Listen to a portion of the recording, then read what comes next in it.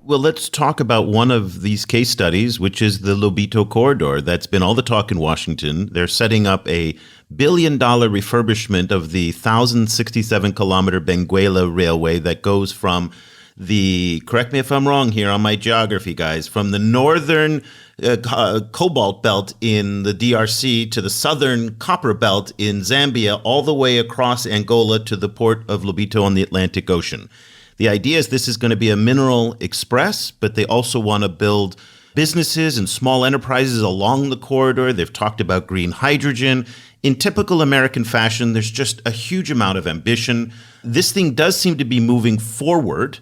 That said, we saw a report last week from Africa Intelligence, which generally is very reliable on these things, and I'd love to get your take on this, Jude. The Africa Intelligence story says U.S. reluctant to finance Angola-Zambia extension of Lobito corridor railways. They did not cite any sources in the story.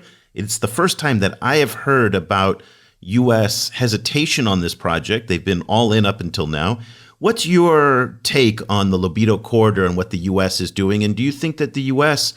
can pull it off, especially because this is a multi-year project and we're a 50-50 chance right now from Donald Trump coming back into power later this year? So what's your take on this and where U.S. politics are? It seems to me that both the Americans and the Europeans have a lot riding on this. So much stake on this that this is the Wall Street Journal running this piece of how the U.S. is now fighting back against China and countering China in Africa when it comes to infrastructure. Every speech American policymakers make on substantive U.S. presence on the continent, Lobito corridor comes up. The project has always presented difficulties outside of just the talking points. Most of the mines that will benefit from that corridor are probably Chinese owned, right?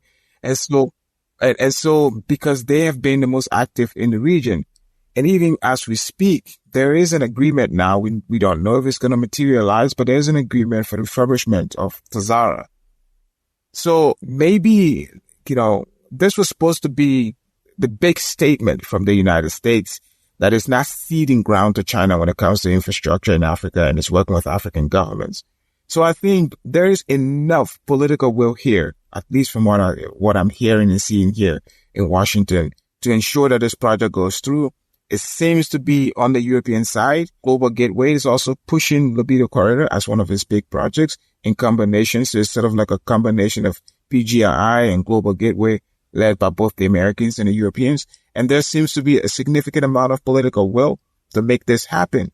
Now, if the former President Trump gets elected, who knows? I do know, however, that Mark Esper, the former defense secretary under President Trump, wrote a book in which he argued that Trump at one point considered shutting down every American embassy in Africa. And he wanted to kill AFRICOM too, by the way. And one of the ways they talked him out of it was saying doing that means China wins.